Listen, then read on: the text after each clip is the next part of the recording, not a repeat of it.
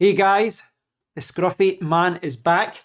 And what I'd like to do today is talk about the Nvidia RTX 3090. This is Nvidia's most expensive graphics card in the 30 series of cards.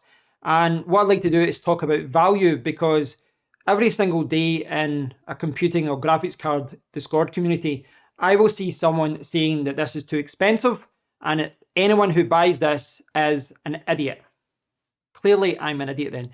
But I don't agree with that. I do not agree that anyone who buys this is an idiot. I really do think it depends on your budget, what you're going to be using it for, how long you're keeping the card, etc. But I can see where this is coming from. The 3090 Founders Edition card retails at £1,399, so £1,400 in the UK. The 3080 is about £650 and the 3070 is £470. When you go from the 3080 up to the 3090, in most games and applications, you're going to get an extra 15 to 20% more power. So it's an extra 20% more performance for spending more than double. So when they say this is too expensive, I can see where they're coming from. It is a lot of money. It's not a cheap card.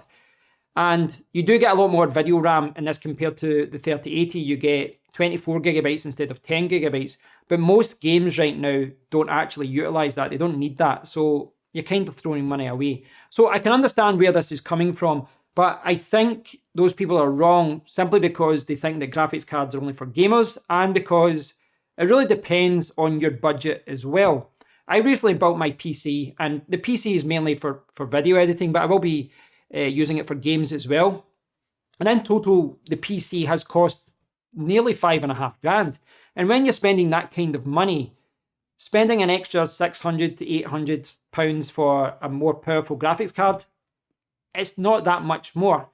Now, I know that if you're on the lookout for a £400 graphics card, it sounds insane that someone would spend that amount of extra money just for like a 20% extra boost. But you have to remember that most PCs can only really handle one graphics card now because of, these graphics cards are 3 slots.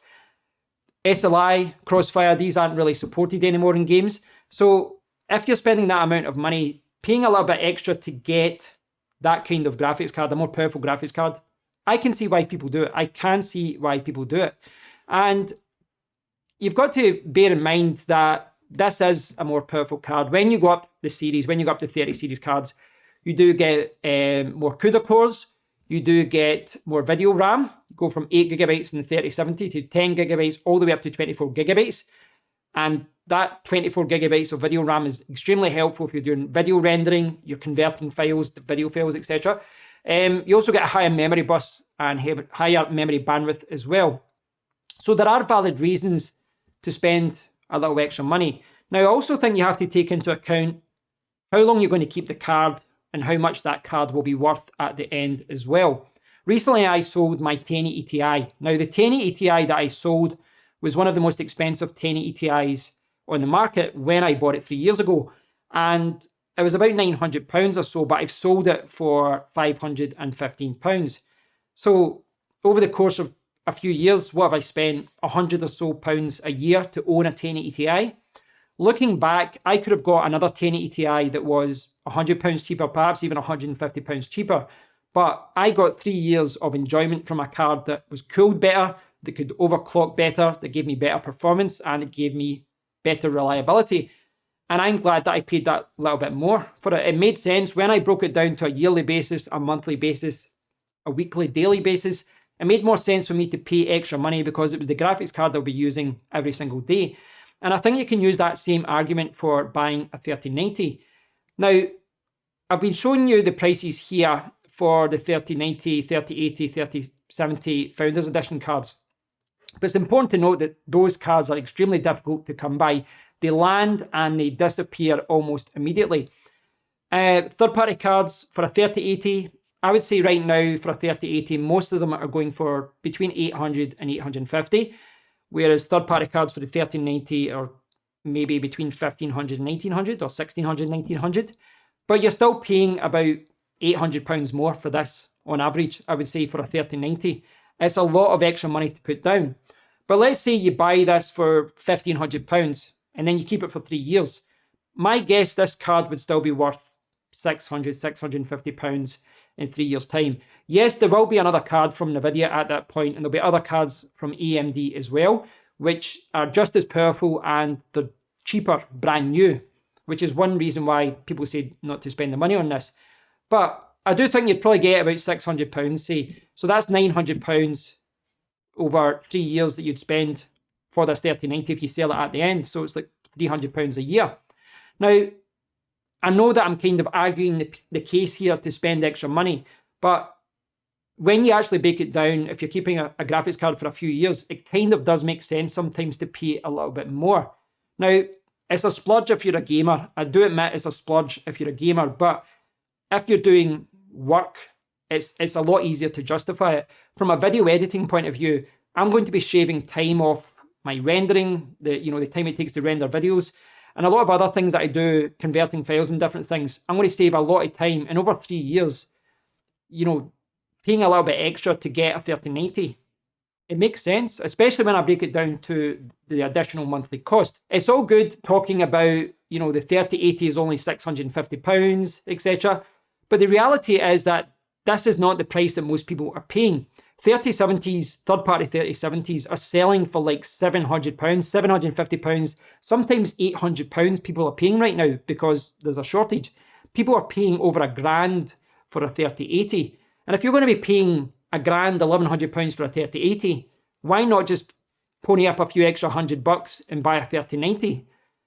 Where it's going for £1,500, £1,600. So it's okay arguing about, well, a 3080 only costs £650. Does it though? When most third-party 3080s cost £800, £900 or more? I don't know. I mean, I'm kind of arguing the economics of this here and the value of buying a 3090, but I don't think that the blanket statement of the 3090 is the wrong thing to buy. I don't think it's correct. It really does depend on your budget. It depends on what you're trying to do. Depends on the build that you're going to be putting this graphics card into. It depends if you're using it for games or for work, or in my case, both. Availability is the big thing though.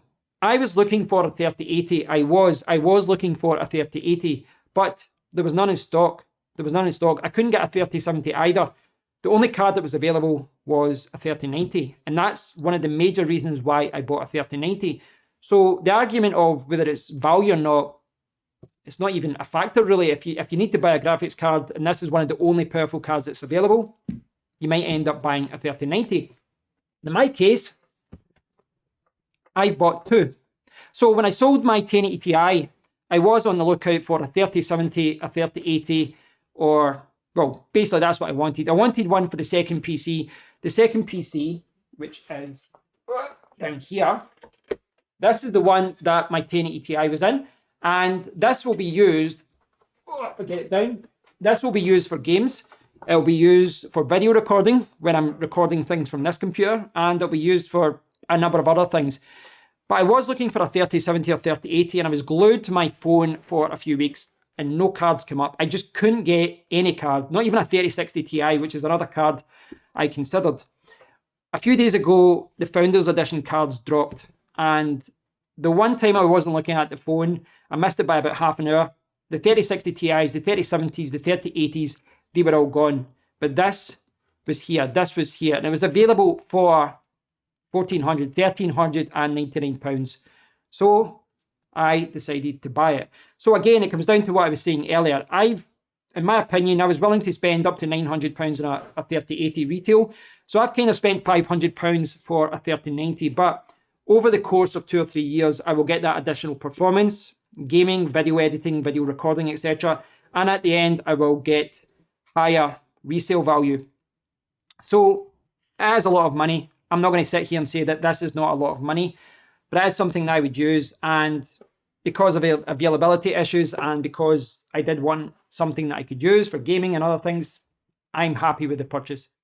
Now, at this point, I've spoke about a few things such as value, what you're going to be using the graphics card for, how long you're going to be using the graphics card, and the resale value of the graphics card in a few years when you decide to upgrade. Now, the last part there, obviously that is quite difficult to estimate, but it is something you do have to take into account whenever you're spending money on a card. Certainly one which is more expensive. But there is an elephant in the room which I've not spoke about yet, and that is cryptocurrency mining. Crypto mining is one of the main reasons why 3060 Ti's, 3070s and 3080s are sold out. And with Ethereum and Bitcoin going up in price, many miners are turning to 3090s as well. Now, I'm not going to say if you can't beat them, join them, but if you're going to be spending $1,000 or so on a graphics card, it makes sense to just leave your computer on using an app like NiceHash or something and just let it mine in the background when you're not using it. And you can make, $5 or $6 a day or whatever. Profits will go up and down over time, but if you're willing to just leave your computer on and mine in the background when you're not using the computer, you can make a lot of money in the meantime, and that will go a long way to covering the cost of your graphics card. And it'll go a long way for justifying upgrading to a more expensive card, whether you're going from a 3060 Ti to a 3070, up to a 3080, or all the way up to the daddy, the 3090. So there are a lot of things to take into consideration, guys, but I can understand why some people think this is a splurge, why it's too expensive. I do think it is overpriced, but there are a lot of valid reasons to buy a 3090, and I don't think it is a waste of money. But I'll leave it to you guys, over to you. Let me know what you think about this, if you agree or you disagree. Please do leave a comment below. And until next time, take care.